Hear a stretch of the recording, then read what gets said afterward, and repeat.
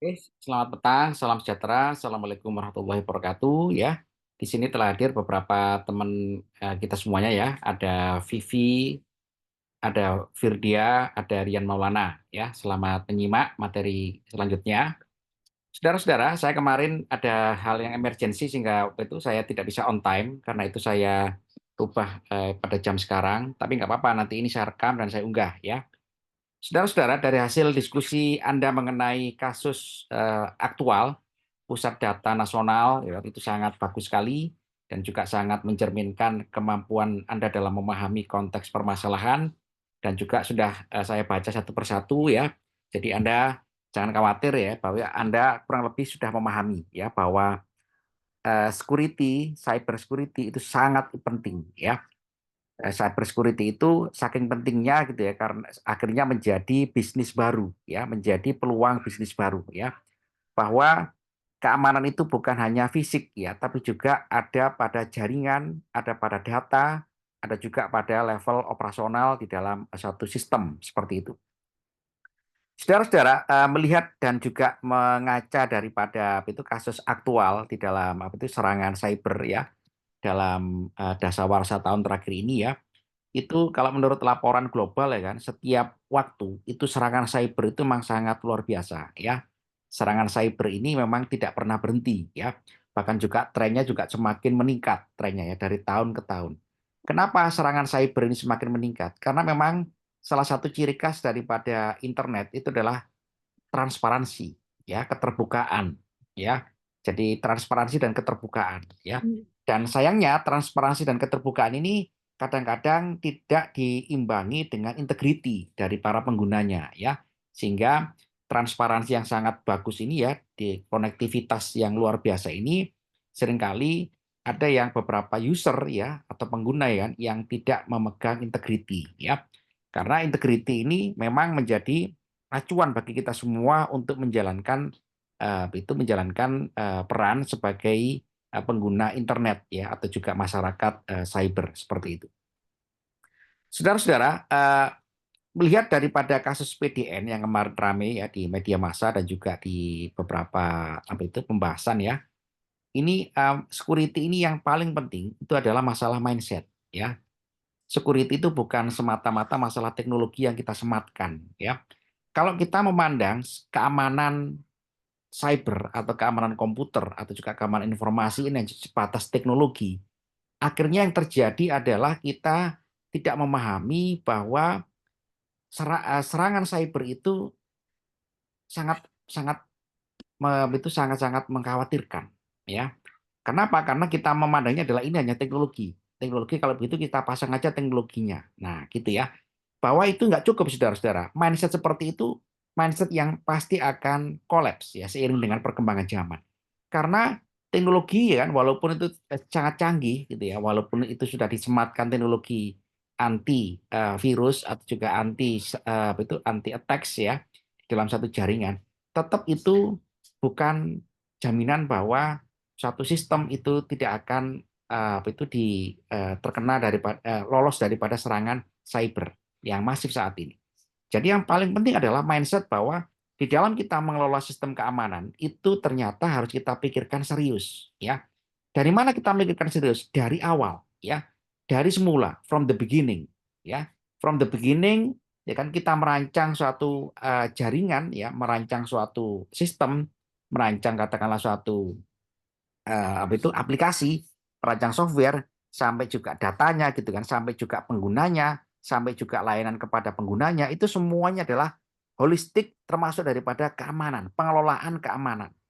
Nah, pengelolaan keamanan ini saudara-saudara ya kan, tentu kita tahu bahwa itu zaman sekarang ini ya orang menggunakan jaringan ya itu dalam bentuk cloud ya. Cloud itu sudah menjadi suatu kebutuhan ya.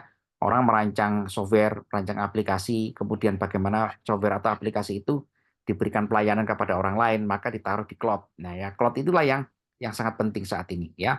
Jadi bagaimana kita merancang keamanan adalah kita merancang itu dari awal. Dari awal kita merancang suatu sistem informasi. Dimulai dari mana? Dimulai dari arsitekturnya, arsitektur and design ya.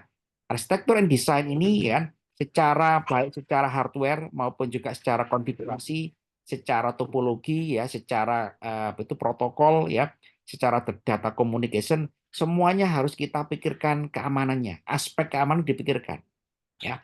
Jadi kalau misalkan Anda merancang satu server gitu kan, paling tidak servernya itu sudah dirancang tidak hanya connectivity ya. Karena kan kalau kita belajar ilmu koneksi jaringan ya, itu jaringan itu dikatakan memenuhi suatu itu performansi ya.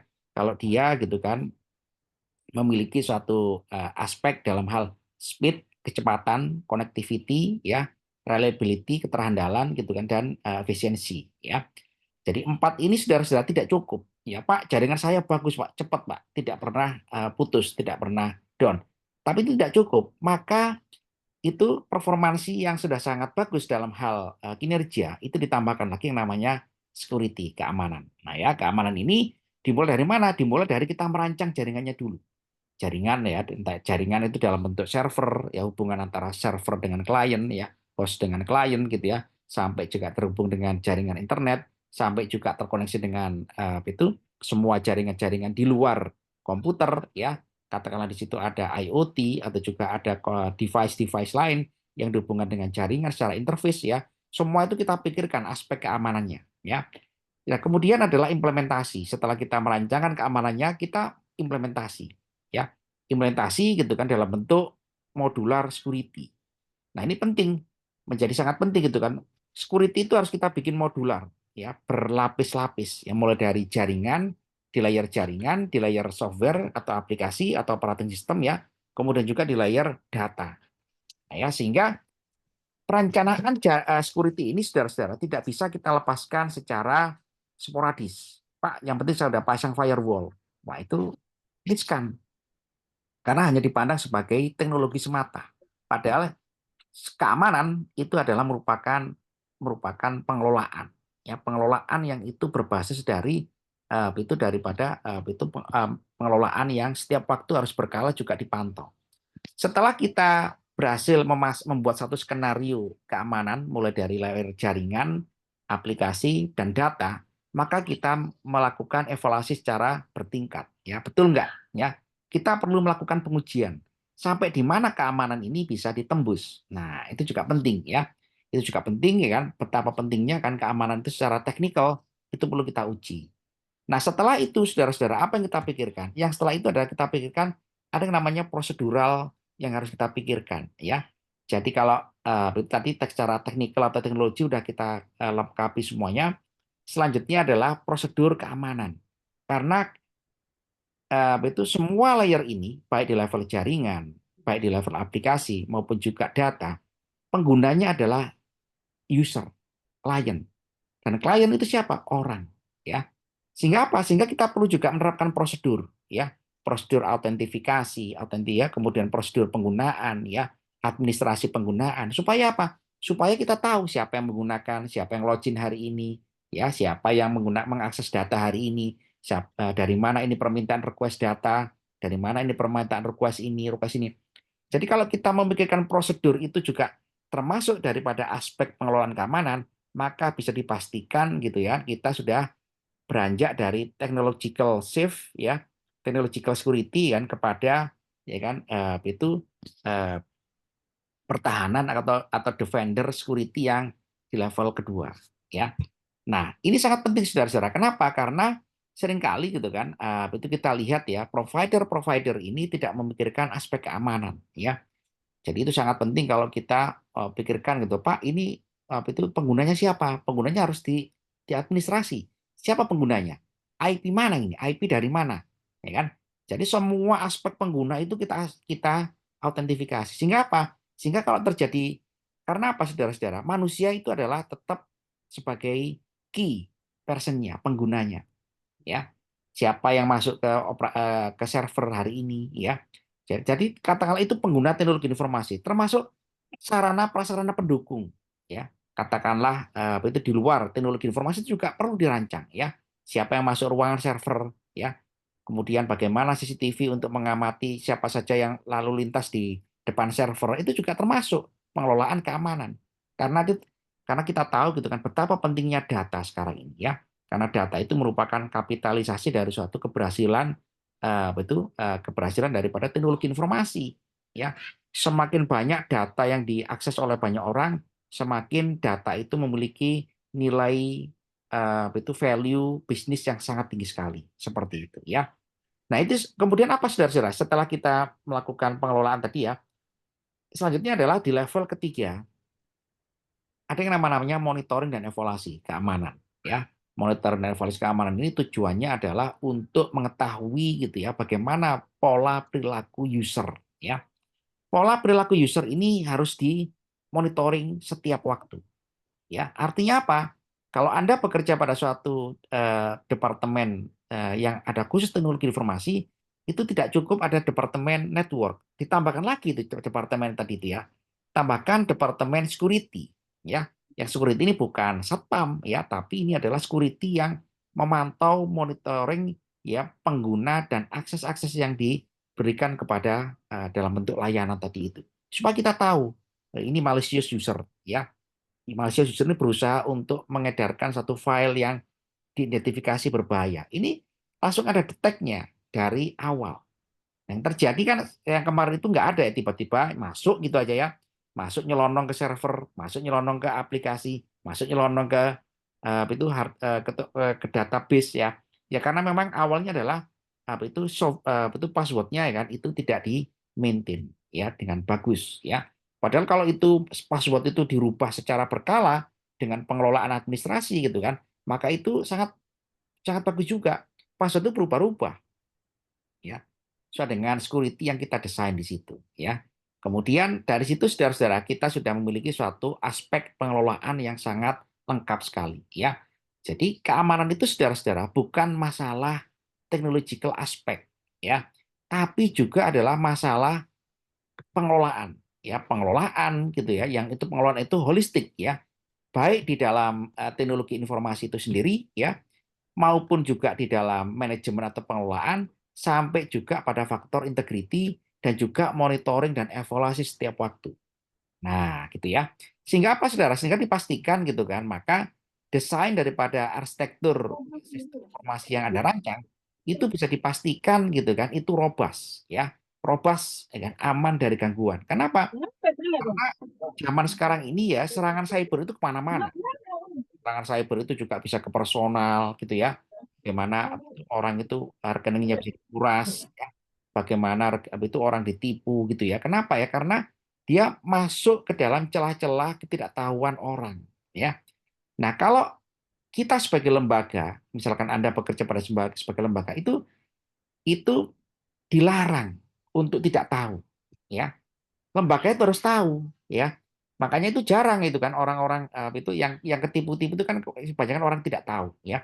Tidak tahu gitu kan dikirimi filenya dibuka, kemudian filenya itu itu menginfeksi smartphone ya, membajak password, membajak email, kemudian minta autentifikasi ya. Kemudian juga ada notifikasinya dicuri gitu. Nah, itu karena ketidaktahuan. Tapi kalau itu lembaga resmi sebagai pelayanan itu dilarang Anda tidak mengetahui hal ini. Anda harus tahu bahwa serangan cyber itu ya kan menyasar suatu lembaga ya, suatu lembaga bisnis, perusahaan ya kan yang itu mempertaruhkan reputasi layanan ya. Anda bisa bayangkan gitu kan kalau Google itu kan diserang gitu kan, dibajak gitu kan, itu kan malu sekali dia. Dia pasti sudah memikirkan aspek keamanannya, ya aspek keamanan mulai dari segala macam aspek ya kan yang dipantau real time setiap waktu. Ya penggunanya ini bagaimana? Adakah pengguna yang malicious, ya pengguna yang katakanlah mencurigakan. Nah begitu saudara-saudara ya. Jadi bagaimana kita bisa membuat seperti itu saudara-saudara sebagai satu mindset yang sangat urgent ya untuk merancang sistem keamanan gitu ya. Maka kita harus mikirkan ya kan paling tidak ya kan, aspek security itu sebagai aset perusahaan ya, sebagai aset baru ya. Jadi security itu bukan masalah teknikal, bukan masalah teknologi. Lebih ya kan di atasnya lagi adalah pengelolaan ya, pengelolaan termasuk prosedur kan, kemudian juga monitoring dan evaluasi ya, kemudian juga lebih tinggi lagi adalah aset bisnis ya. Jadi kalau Anda punya itu bukti dokumentasi sistem keamanan ya yang itu merupakan proven, terbukti ya tidak bisa ditembus ya, apalagi itu menyangkut perbankan gitu kan, maka Anda ya kan itu sudah memiliki menambah value daripada suatu lembaga atau perusahaan. Nah, seperti itu ya. Saudara-saudara, ada pertanyaan saudara-saudara? Silakan. Halo?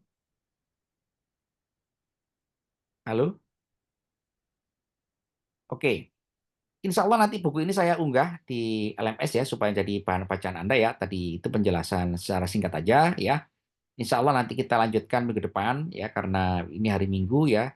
Tentu banyak agenda dan juga banyak persiapan waktu Anda untuk besok masuk kantor ya. Paling tidak nanti kita continue di Vicon ke-6 dan Vicon ke-7 ya. Terima kasih saudara-saudara atas waktu Anda ya. Dan tapi itu hari ini kita mendapatkan pelajaran gitu kan bahwa keamanan atau keamanan cyber itu adalah aset ya ekonomi yang sangat penting ya yang itu melengkapi ya menggenapi daripada proses bisnis pada suatu lembaga atau juga instansi ya. Terima kasih atas waktunya saudara-saudara. Assalamualaikum warahmatullahi wabarakatuh. Selamat petang, salam sejahtera untuk kita semuanya. Waalaikumsalam warahmatullahi wabarakatuh. Terima kasih, Pak. Ya, sama-sama Bu. Ya, oke. Terima kasih, Pak. Ya, sama-sama ya.